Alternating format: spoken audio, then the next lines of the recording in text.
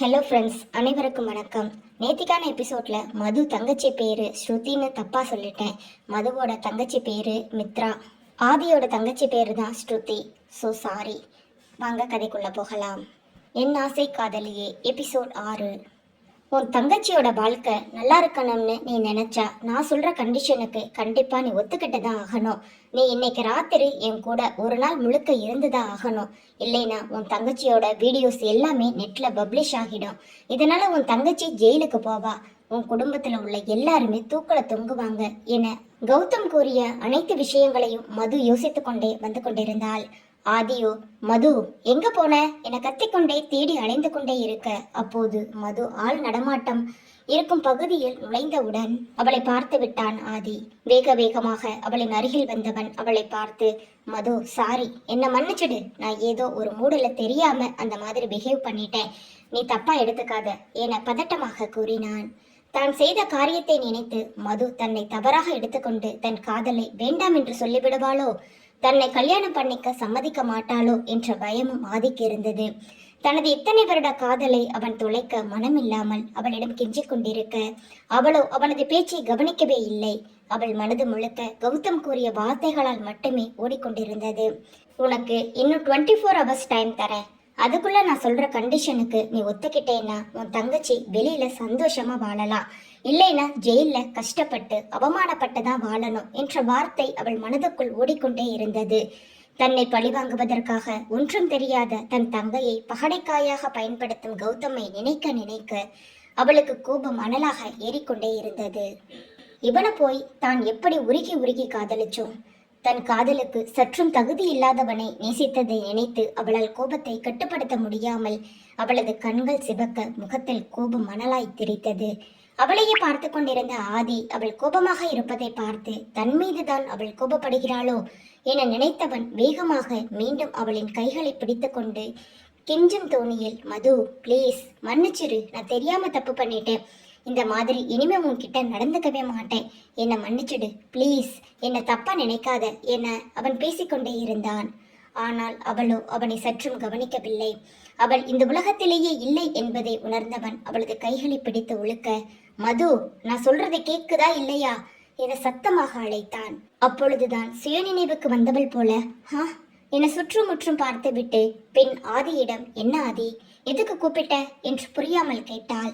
ஆதியோ இவ்வளவு நேரம் தான் பேசியதை அவள் கவனிக்கவே இல்லையா என அவளையே பார்த்து கொண்டிருந்தவன், மது எங்க போன, உன்னை எங்கெல்லாம் தேடுறது, என் மேல கோவமா?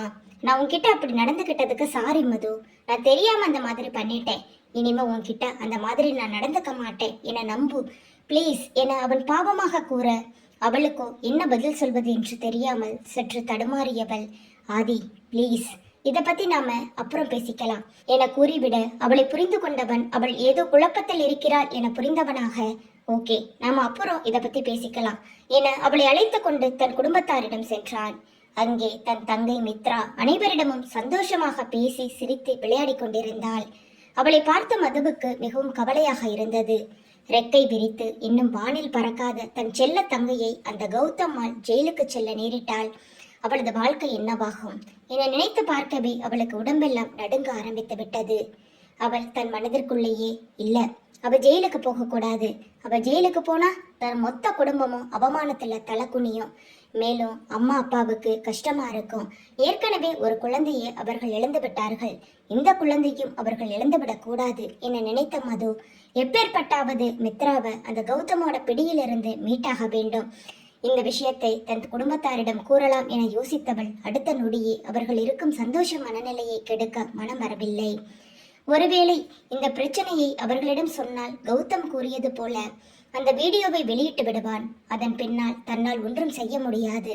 இந்த விஷயம் தன் குடும்பத்தாருக்கு தெரியாமல் தான் இந்த பிரச்சனையை நம்ம சரி செய்யணும் என நினைத்த மது எதுவும் பேசாமல் அமைதியாக அங்கே வர, பாண்டியனோ மதுவை பார்த்து, எங்க போன மது, எவ்வளவு நேரமா உன்னை தேடுறது, வா என அவளை அழைத்து கொண்டு நேராக அம்மனின் சன்னிதானத்திற்கு வந்தார்.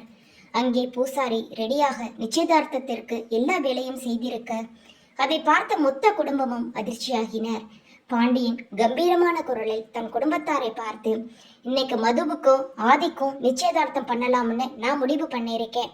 என கூறிட அதை கேட்ட மொத்த குடும்பமும் அதிர்ச்சியாகினர். தன் தாத்தா கூறியதை கேட்ட மதுவோ, தாத்தா இப்ப என்ன அவசரம், இன்னும் கொஞ்ச நாள் போகட்டுமே, அப்பா வேற ஊர்ல இல்ல, அவர் ஊர்ல இருந்து வந்ததுக்கு அப்புறம் இத பத்தி பேசிக்கலாமே என மது முதல் ஆளாக அதற்கு மறுப்பு தெரிவிக்க, காயத்ரியும் மது சொல்றது சரிதான்ப்பா, அவர் இல்லாம எப்படி நிச்சயதார்த்தம் நடத்துறது, அவர் வந்ததுக்கு அப்புறமா பண்ணிக்கலாம்ப்பா என காயத்ரியும் தன் கணவர் வந்த பின்னே நிச்சயதார்த்தம் வைத்துக் கொள்ளலாம் என பாண்டியனிடம் கூற, இல்ல காயத்ரி, நான் ஜோசியர்கிட்ட இவங்க ஜாதகத்தை கொடுத்து நேரம் பார்க்க சொல்லும் போது மதுவுக்கு கொஞ்சம் நேரம் சரியில்லையா, இன்னைக்கு மதுவுக்கு நிச்சயதார்த்தம் பண்ணியே ஆகணுமா, அப்படி இவளுக்கு நிச்சயதார்த்தம் பண்ணலைன்னா கண்டிப்பா இவளோட வாழ்க்கையில மிகப்பெரிய பிரச்சனை வரும்னு சொல்லி இருக்காரு. அதனால தான் இப்ப சாஸ்திரத்துக்கு கோவில்ல வச்சு நம்ம நிச்சயதார்த்தத்தை முடிச்சிடலாம், அதுக்கப்புறம் வேணா இன்னொரு நாள் ஊரறிய எல்லாரையும் கூப்பிட்டு நிச்சயதார்த்தம் கல்யாணம்னு ஜாம்னு நடத்திடலாம் என கூறிட மதுவுக்கு தலை சுற்றுவது போல இருந்தது.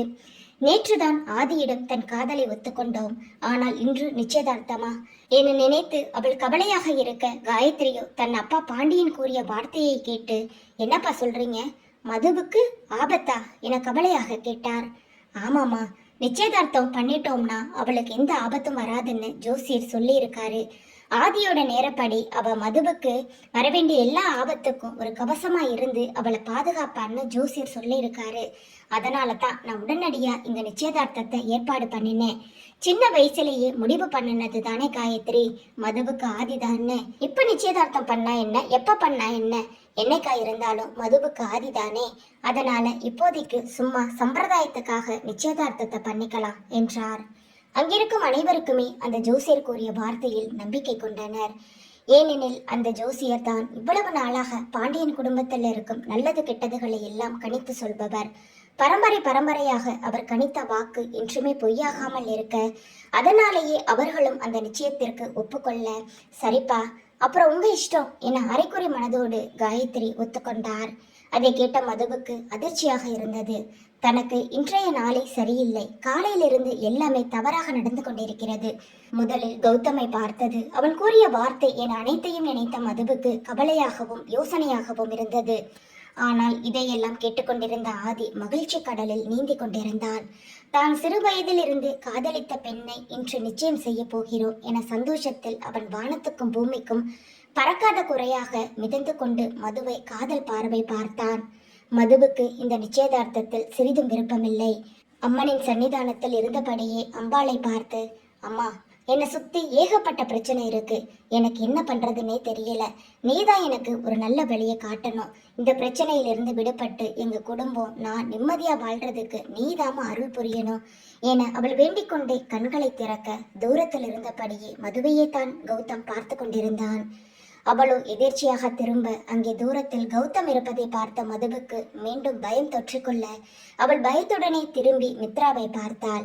மித்ரா அங்கு இல்லாமல் போகவே அவளுக்கு மேலும் பயம் தொற்றிக்கொள்ள, அவள் பயத்துடனே மித்து மித்து என சத்தமாக அழைக்க, அப்பொழுதுதான் மொத்த குடும்பமும் கவனித்தனர் மித்ரா அங்கே இல்லை என்று. மது திரும்பி கௌதமை பார்த்தாள். அங்கே அவன் வில்லத்தனமாக சிரித்து கொண்டே செல்ல மதுவுக்கோ புரிந்துவிட்டது, மித்ராவை கௌதம் கடத்தி விட்டான் என்று.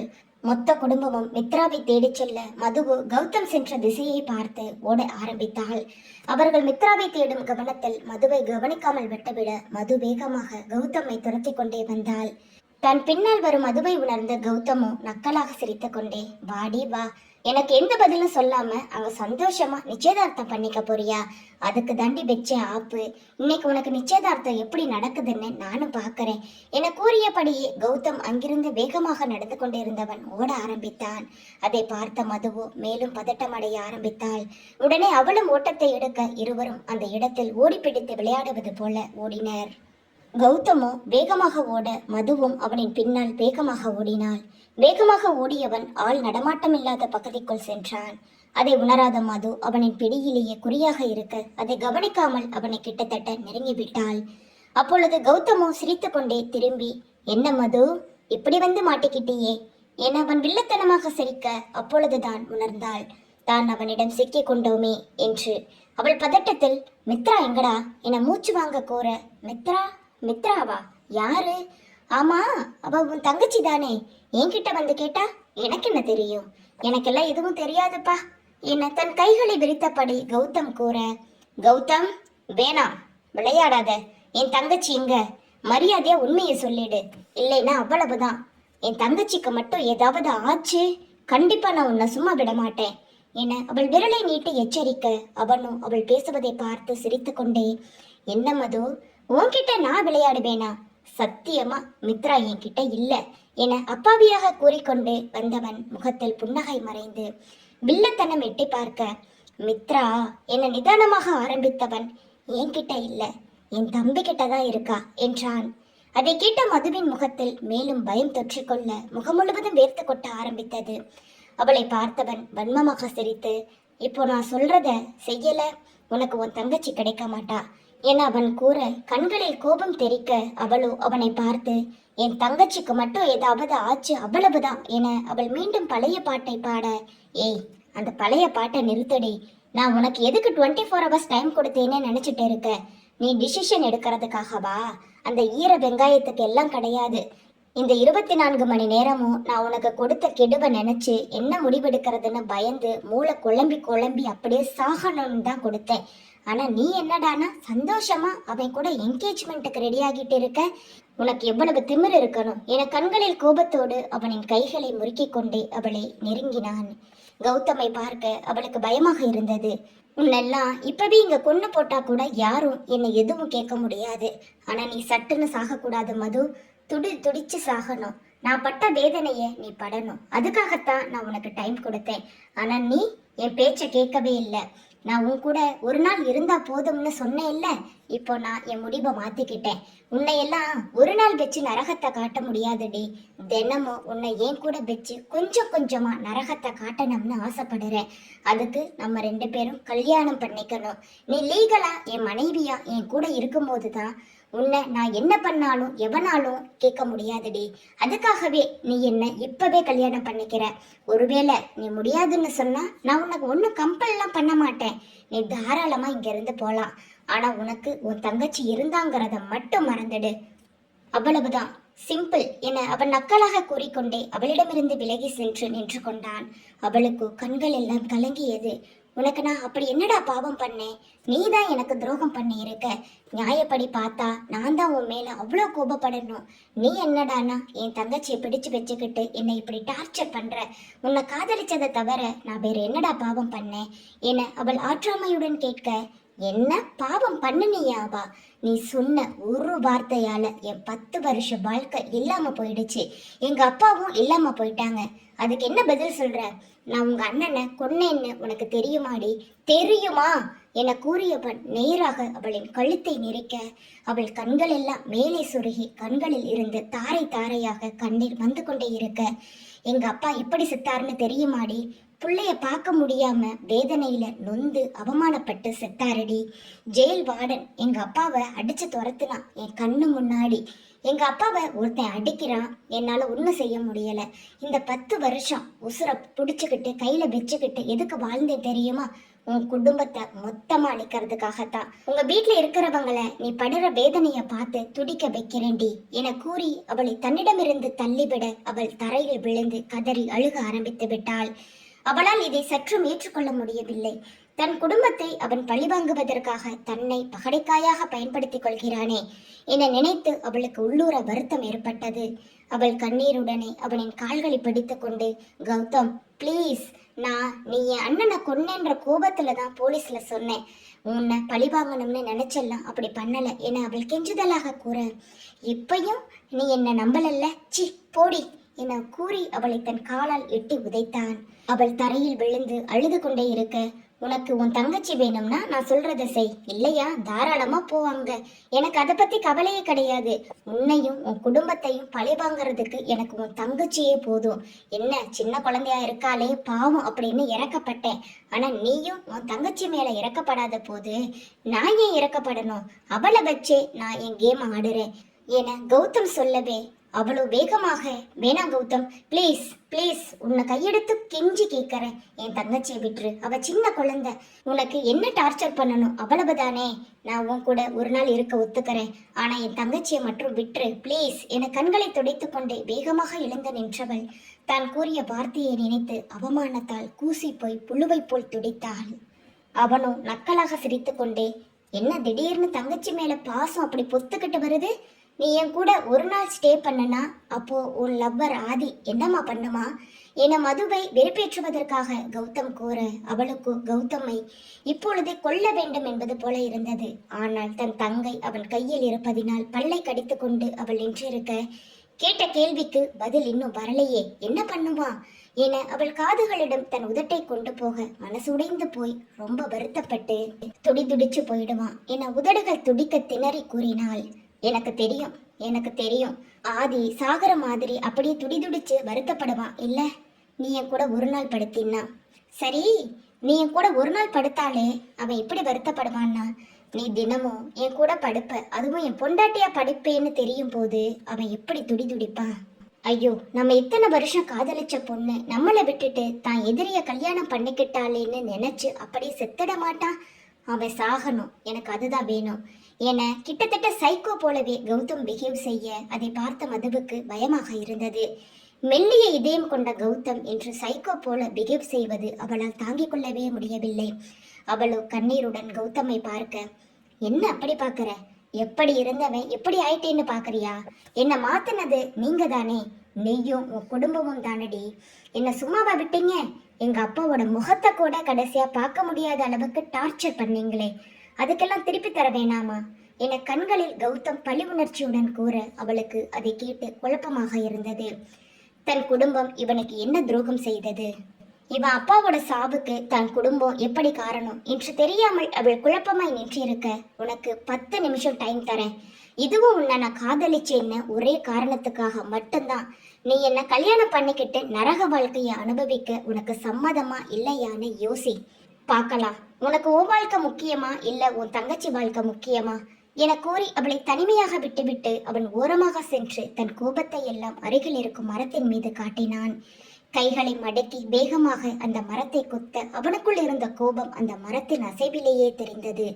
இத்தனை வருஷம் வெறியை தீர்த்து கொள்வது போல இன்றைய நாள் அமைந்திருக்க அதை விட்டு விடுவானா என்ன?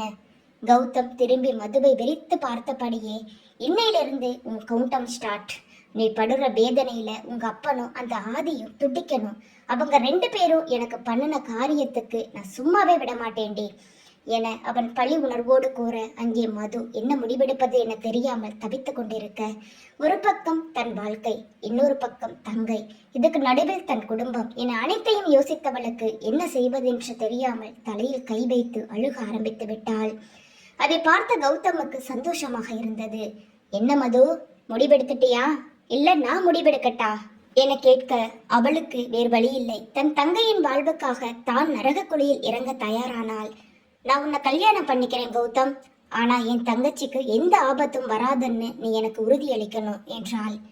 அது நீ நடந்துக்கிறத பொறுத்து, நீ என்னை ஏமாத்தாத வரைக்கும் நானும் உன்னை ஏமாத்த மாட்டேன். ஒருவேளை நீ என்னை ஏமாத்தணும்னு நினைச்ச, நான் கண்டிப்பா சொல்றேன், உன் தங்கச்சியை மட்டும் இல்ல உன் குடும்பத்துல இருக்க யாரையுமே நீ பார்க்க முடியாதபடி பண்ணிடுவேன் என கூறினான்.